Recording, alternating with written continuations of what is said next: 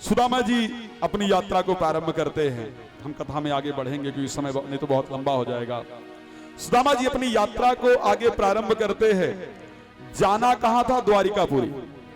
भगवान की भक्ति को प्रारंभ किया। भगवान को याद करते करते काशी चले गए, मथुरा चले गए, वृंदावन चले गए। जाना कहां है? भगवान की भक्ति में ऐसे खो गए। अच्छा, क्या है परिस्थिति? क्या है? धोती 20 जगह से फटी हुई। वस्त्र क्या है? 20 जगह से धोती फटी हुई।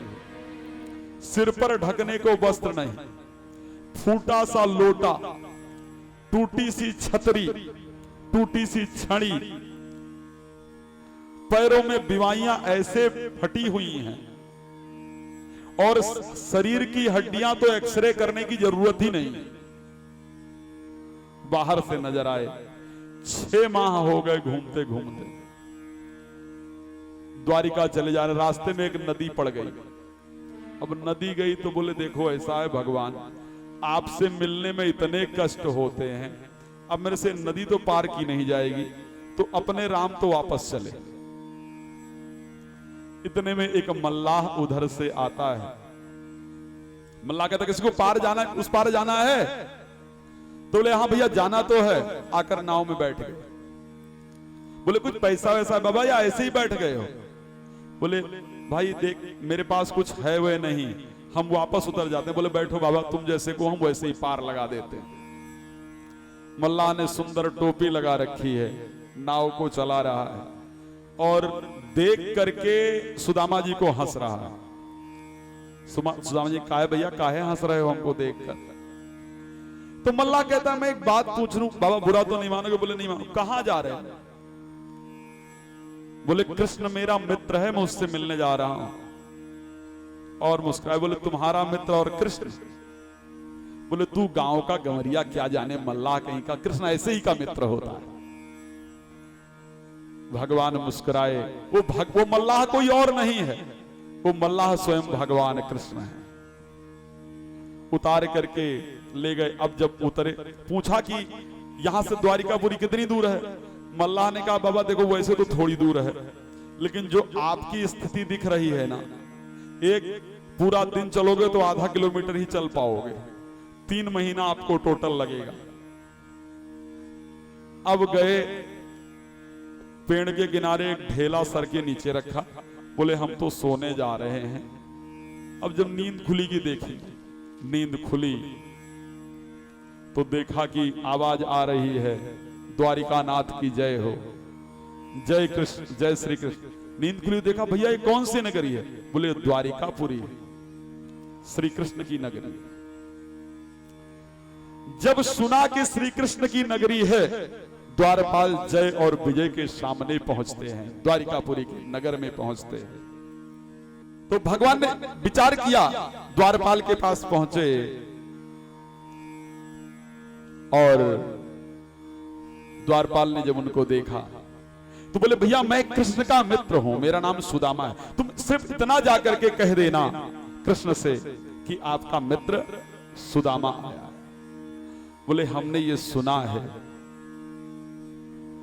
भगवान के यहां आप जैसे ब्राह्मण आए, संत आए, कभी भी हम उनको जाकर जगा सकते हैं, बता सकते हैं, हमें कोई दोष नहीं है, हमें कोई दंड नहीं मिलेगा। लेकिन अभी हमने सुना है कि भगवान अपने दोपहर का भोजन करके शयन कक्ष में गए हैं, आपका हम जो संदेश है वो भगवान तक पहुंचा देते हैं और जैसे ही वहां से कुछ वापस संदेश आएगा आप तक पहुंचा देंगे। भगवान लेकर के गए, बिठाया, सुंदर चरण प्रक्षालन कराया। चरण प्रक्षालन कराने के बाद सुंदर भोजन सज के आया। भगवान ने कहा आज राज्य का हम कोई कार्य नहीं करेंगे, तो भगवान लेकर के सुंदर आसन पर बिठाया, चरण प्रक्षालन कराया। चरण प्रक्षालन कराने के बाद आज राज्य का काम बंद, आज हम अपने मित्र के साथ रहेंगे। भोजन किया, भोजन करने के बाद अब सारी एक एक करके प्रणाम करने आए। तो पहली प्रणाम करने आई ये रुक्मणी हैं, ये सस्वी भव, सौभाग्यवती भव, खूब आशीर्वाद दिया।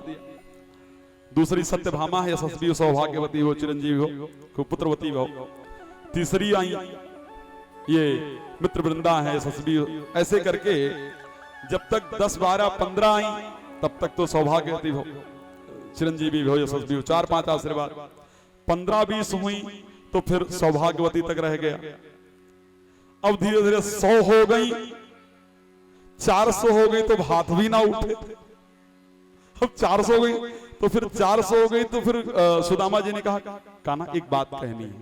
तो बोले बताओ। तो बोले कान में कहूंगा। तो बोले कान इधर लेके बोले ये सब अपनी ही है क्या? तो कृष्ण जी ने कहा हाँ अपनी। तो नहीं मैं तो ऐसे ही पूछ रहा था, मुझे लगा और आस पड़ोस की बुला के लाया है। बोले कितनी है? तो बोले अभी तो 400 है, 16,108 है। देख लाला मैं वैसे गरीब ब्राह्मण हूं और ताकत इतनी है नहीं, मैं तुझे आशीर्वाद दे देता हूं और सबको एक साथ आशीर्वाद दे दे। आशीर्वाद दिया। अब भगवान उस क्षण का इंतजार कर रहे हैं कि जिसके लिए सुदामा जी यहां तक आए। तो भगवान ने कहा अच्छा एक बात बताओ। सुदामा बोले क्या? बोले हम दोनों अच्छी तरीके से पढ़ते थे, गुरुजी कहते थे कि सुदामा संत बनेगा, शादी वादी नहीं करेगा। तो क्या शादी वादी हुई या नहीं हुई? विवाह हुआ आपने किया?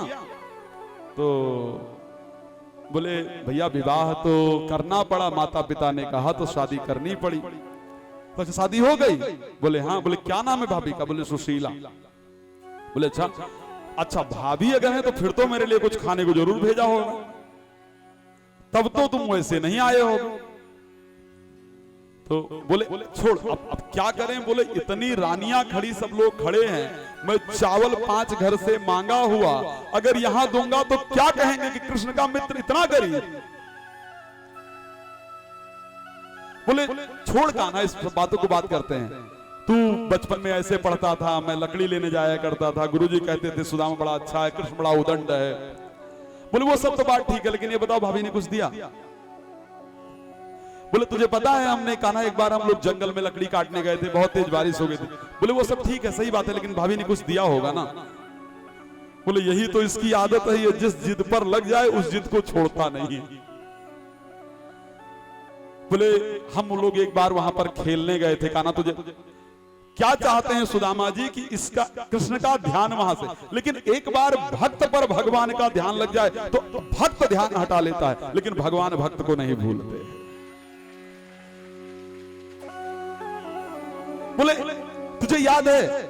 बोले हाँ वो तो ठीक है, लेकिन भाभी ने कुछ दिया होगा। तो अब सुदामा जी क्या करें, थक गए इधर से, तो फिर रानियों की तरफ इशारा किया। तुम्हें पता है जो तुम जो कहती इसको राजा कहती, पता है कैसा था बचपन में? गोपियां इसको नचाती थी, नाचता था, चोरी करता घूमता था, ये माखन चुरा चुरा खाता था ये। तुम इसके बचपन की बात नहीं जानती? भगवान बोले ये सब जानती हैं, ये सब जान करके इन्होंने मुझसे शादी की है। तो बताओ भाभी ने क्या दिया है? अब जैसे ही सुदामा जी ने फिर छुपाना चाहा, बोले नहीं बगल में कुछ फूला सा दिख रहा, लाए कुछ जरूर हो। भगवान ने झपट करके उसको पकड़ा और खोल करके एक मुट्ठी फाका, बोला जो राज्य देवताओं को भी नहीं प्राप्त हो सकता है वो सुदामा को प्राप्त हो, जो सुख संपदा देवताओं को भी प्राप्त नहीं वो सुदामा को प्राप्त हो। 2 मुट्ठी चावल खाए और 2 लोक का राज्य सौंप दिया सुदामा को। तीसरी मुट्ठी जब खाने लग चले तो रुक्मणी जी ने आकर के हाथ पकड़ लिया, इशारा किया कि पेट खराब हो जाएगा, लेकिन कहना चाहती कि प्रभु अगर तीनों लोग दे दोगे तो खुद कहां रहोगे? बोले 3 लोग का वैभव कर दो तो खुद कहां रहोगे?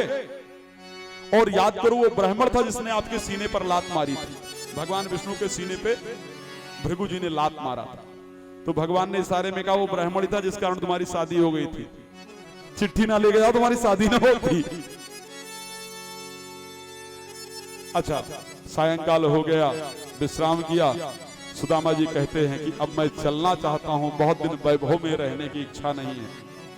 वापस 6 महीने आते आते लग गए, वापस आए तो वापस आकर के क्या देखा कि जहां पर उनका घर था वहां एक बहुत बड़ा महल बना, बड़ा सुंदर महल बना। दरवाजे पर सब गार्ड इत्यादि खड़े हैं, दरमियान खड़े हैं। अब उनको लगा कि किसी ने मेरी झोपड़ी उखाड़ी और कर गया इसको कब्जा। भगवान ने दिया लेकिन पता नहीं चलने दिया। जब परमात्मा देता है तो पता नहीं चलने देता, इसको ध्यान रखिएगा। बोले कोई सेठ होगा जिसने मेरी कुटिया को हटाकर, मैं द्वारपालों से पूछा भैया ये किसका घर है? बोले सुदामा जी का। अब उनको लगा सुदामा नाम कोई सेठ वोट होगा, तो बोले सुदामा सेठ को एक बार बुला दो भैया, मेरी यहाँ कुटिया थी। तो बोले वो तो यहाँ नहीं है। बोले कहाँ गए? बोले द्वारिका गए। बोले द्वारिका तो मैं ही गया था। बोले कब गए? बोले साल भर पहले गए। बोले साल भर पहले तो मैं ही गया था। बोले अच्छा, तो उनकी धर्म पत्नी वगैरह होंगी, उनको बुला दो। उनको लगा कोई और हो धर्म पत्नी। अब धर्म पत्नी जो सुशीला हैं वो उधर से जब आती हैं तो 4-5 दास दासियां, अभी तक खाने को संपन्नता नहीं थी, अब तो अच्छी हेल्दी हो गई। जब आते देखा तो बोला ये तो हमारी पत्नी नहीं है, ये पत्नी भी किसी और की, घर भी किसी और का, अब मैं जा रहा हूं। जब जाने को तैयार हुए तो सुशीला दौड़ करके चरणों में गिर जाती हैं, प्रभु ये आपके मित्र ने भगवान की कृपा से हुआ है। जब देखा तो सुदामा कहते हैं हे देवी, तुम्हें सुख वैभव चाहिए था, कृष्ण ने दे दिया, तुम इस सुख को भोगो, लेकिन मैं तो अपनी झोपड़ी बनाकर कहीं अलग रहूंगा। जब घर से पत्नी ने कहा कि जब आप अलग रहेंगे तो आखिर मैं इस वैभव में रह करके क्या कर लूं? कहती है सुशीला कि मैं भी आपके साथ झोपड़ी में चलकर रहूंगी। भगवान वही उसी घर में प्रकट होते हैं। कहते हैं सुख संपदा मैंने दिया है, इसमें लिप्त मत हो, इसको भोगो। इस प्रकार बहुत सुंदर चरित्र श्रवण कराया।